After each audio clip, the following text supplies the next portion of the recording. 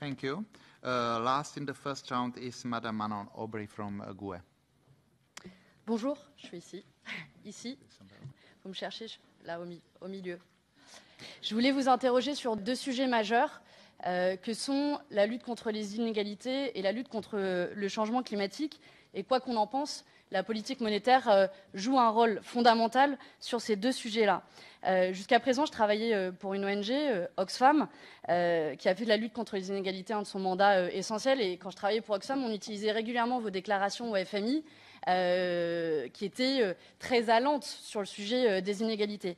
Et pour tout vous dire, j'étais assez déçue quand j'ai regardé le questionnaire et de voir, par exemple, que le mot inégalité n'apparaît que 2 fois, alors que la stabilité des prix apparaît 28 fois dans le questionnaire, ce qui en dit long sur les priorités peut-être que vous mettez pour ce mandat de la BCE. Alors qu'on sait très bien que la politique monétaire et la crise d'inégalité sont liées, plus de 2000 milliards ont été injectés dans le système bancaire et seulement à peu près 230 ont été prêtés aux entreprises et ménages, ce qui fait une somme colossale qui a essentiellement alimenté la spéculation sur les marchés financiers et qui profite aux plus riches. Et d'ailleurs, votre prédécesseur, Mario Draghi, avait dit lui-même qu'il est vrai que les plus riches sont les premiers à bénéficier des effets du quantitative easing. Là, je reprends ces mots.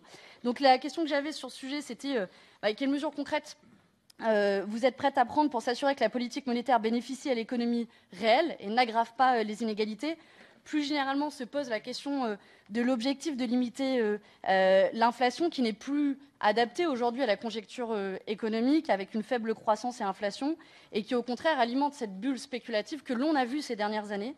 Et est-ce qu'il ne serait pas temps de revoir cette stratégie monétaire de la BCE qui a inchangé depuis 2003 pour intégrer d'autres dimensions que la stabilité des prix? Et puis deuxième question rapide sur la question climatique qui est là aussi très présente, là en revanche très présente dans votre questionnaire, on s'en félicite, vous parlez même de Green Deal. Alors nous, on a envie de parler de Green New Deal, mais pour ça, il se pose deux questions. La première, c'est comment arrêter de financer les énergies polluantes, alors que 63% des rachats par la BCE de dettes privées a bénéficié aux entreprises polluantes. Alors dans le cadre de ce programme, le CSPP, mais aussi d'autres, seul le marché décide et il n'y a aucun critère environnemental qui n'est pris en compte dans les choix de financement de la BCE. Vous allez certainement nous parler des green bonds, des obligations vertes, mais vous reconnaissez vous-même que la taille du marché est limitée et surtout qu'il ne faut pas apporter de distorsion au marché. Donc j'y vois ici un paradoxe. Et puis deuxième question, comment financer cette transition écologique? Pour financer les objectifs de la Commission, il faut 180 milliards d'euros par an, qui sont des objectifs à minima.